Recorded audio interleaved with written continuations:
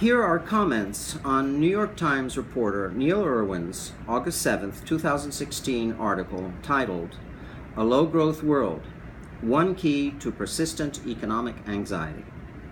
Hello, my name is Edward Sonino. Thanks for tuning in. There is an explanation for why economic growth has been subpar both in the United States and in the Eurozone since the year 2000. But it escapes practically all economists. There is no mystery or strange new reality for which there is no solution. Nothing fundamental is broken in the global growth machine, as instead Neil Irwin, economics reporter of the New York Times, frets in his August 7, 2016 article, "A Low-Growth World, One Key to Persistent Economic Anxiety." Indeed, there is an economic policy measure which would instantly and strongly jumpstart economic growth, eliminating unemployment and ending income stagnation.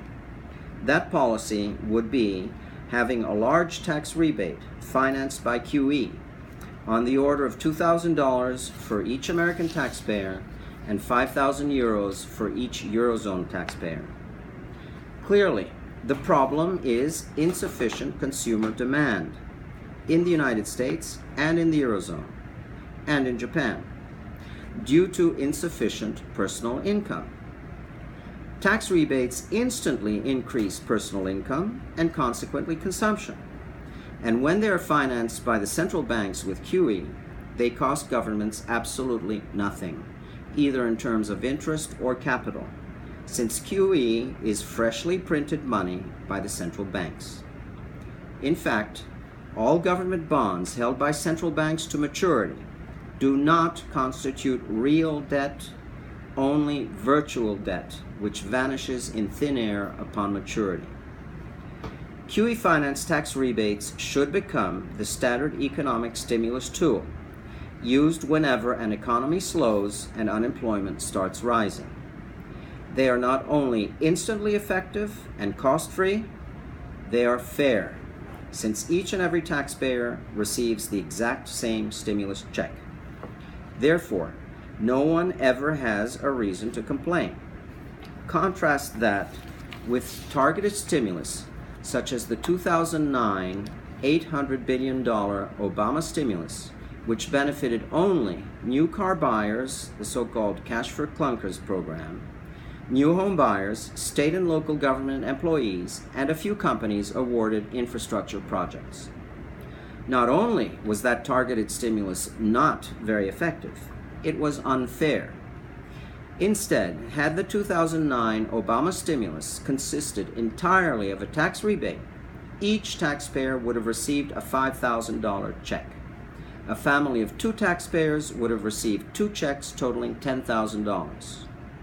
Not only would that have immediately stimulated the economy through increased consumption, it would have stopped the housing and financial crisis in its tracks, as families in financial difficulty would have suddenly had the means to keep current on their mortgages. So, there you have the solution to get economic growth back up to speed, as well as the solution for always preventing long recessions and high unemployment in the future. As for those who say that QE-financed tax rebates would be inflationary, being printed money, that's not necessarily true. It depends on the circumstances. QE is clearly not inflationary per se, as we have seen. In fact, we have had over $3 trillion of QE over recent years with no increase in inflation. Indeed, inflation has remained at historic lows. Why? Because that amount of QE did not result in excess aggregate demand. So, QE must always be properly calibrated.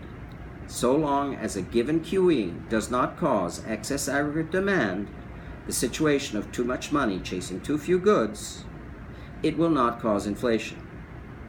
Whenever there is slack in the economy, there is room for a non-inflationary QE-financed tax rebate.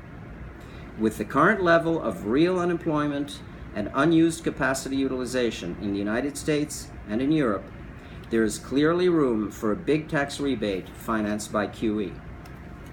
Now, To answer the question why economic and personal income growth have been subpar in the United States and the Eurozone since the year 2000, the answer should reassure those who mistakenly worry that we have entered into a new normal of very slow economic and income growth with which we are stuck.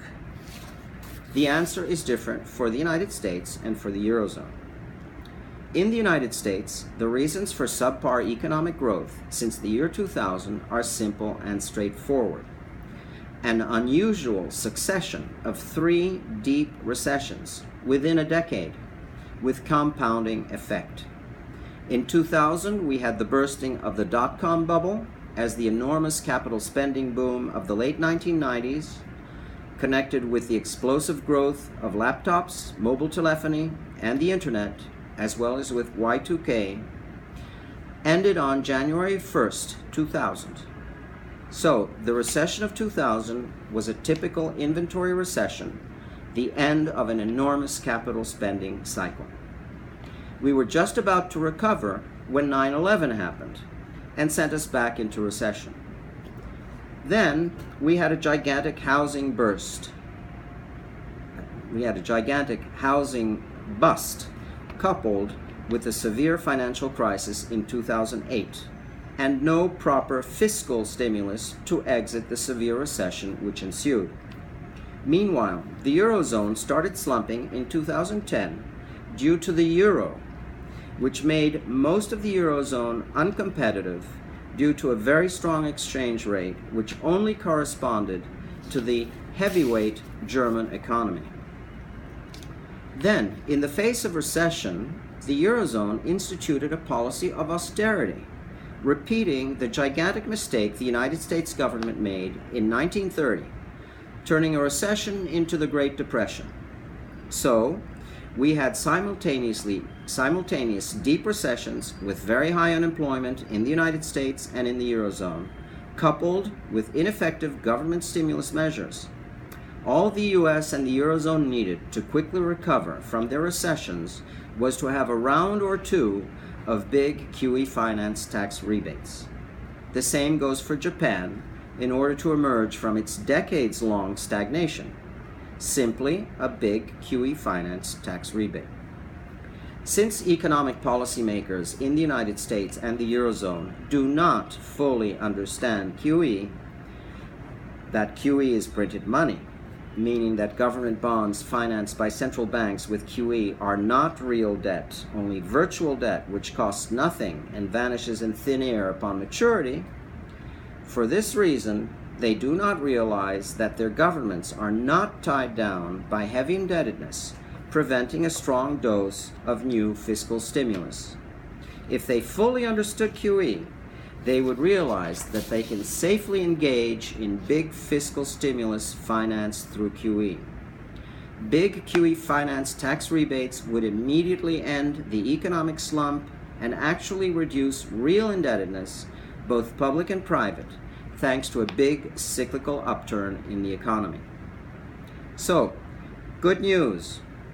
There is no mystery about the causes of the subpar economic growth since the year 2000, even though most analysts fail to understand them.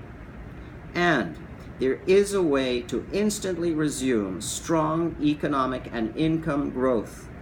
It is pragmatic, straightforward, and fair. Simply have large, well-calculated QE finance tax rebates.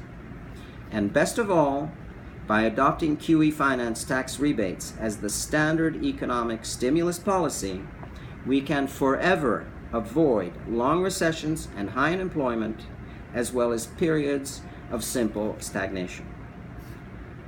Thanks for your attention.